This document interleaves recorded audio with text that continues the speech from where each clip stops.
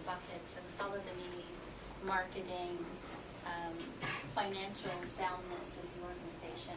One of the things we decided that we needed is a better strategy around influencing decision makers, policy makers. So how do we influence our donors, and how do we influence the policy environment in general? How do we get donors to fund upper respiratory infection programs, right?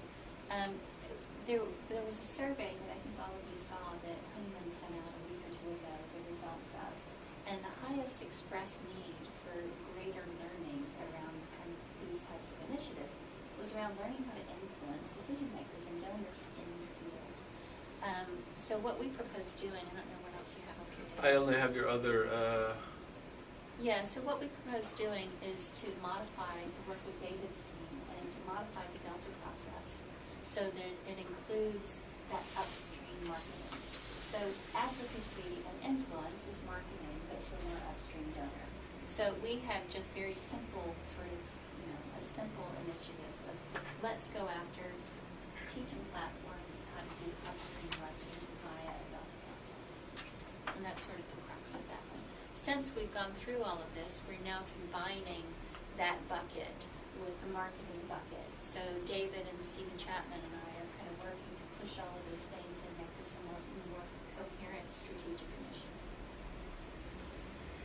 You're developing an advocacy toolkit platform for WHP use, but also intended for broader use, so Dana might even have resources available for you to follow that. And we are talking, and that is one of the things that is exciting, is that WHP and CIFCO in particular are already paying for us to do a lot of this advocacy training that we're able to do in the field. So, we're looking at something that can be a strategic initiative and that other people will see.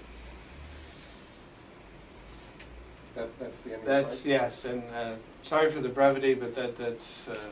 So we're already an hour into this. We've got about another 30 minutes, I think, scheduled.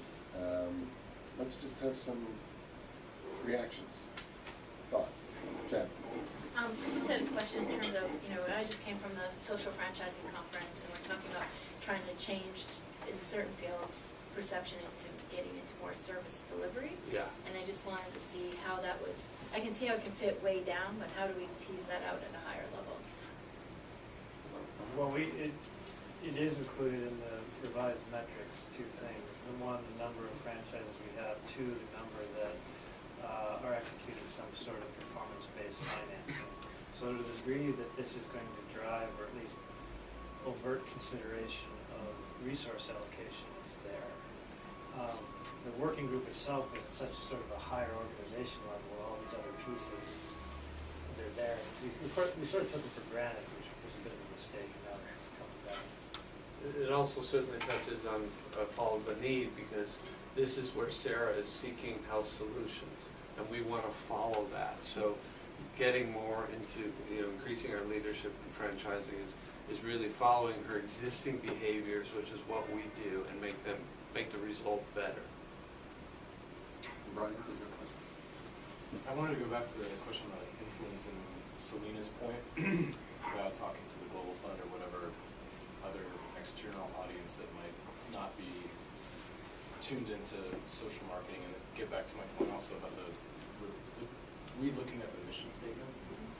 Our mission statement has two sentences, one of which is a definition of social marketing, if I remember correctly. Mm-hmm. And I'm just wondering if we might want to take another look at that and think about a way that we could create a more succinct way to describe who we are, and that would help us on a broader scale, on a larger, at the 10,000 foot level, describe who we are, whether it's the elevator speech, whether it's the thing you think about when you wake up in the morning. I honestly, I don't think of our mission statement when I wake up in the morning, because it's just too jumbly. Yeah. But I think we all agree with everybody that. agrees Yeah, with that. everyone agrees with that. So I am interested in using this occasion to take a fresh look at that. And right now we have mission and values, and I think the case has been persuasively made that we should have a vision, we should have a mission, we should have values, and we might have some other organizing principles that we also go public about. There was a group of people who got together and noodled on this for a long time. Anybody here part of that? Yeah.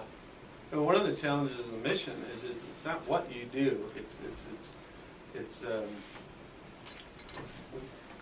what you're trying to achieve, where you're going, where you're, I can't remember how to express it. It's not how you do things, it's what you're trying to achieve. And in fact, our mission, if you take that approach, it's very similar across other organizations, improve Sarah's life Yeah.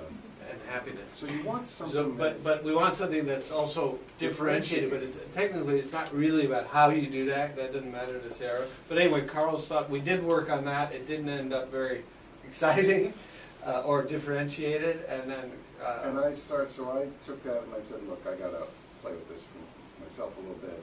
I think aiming for the same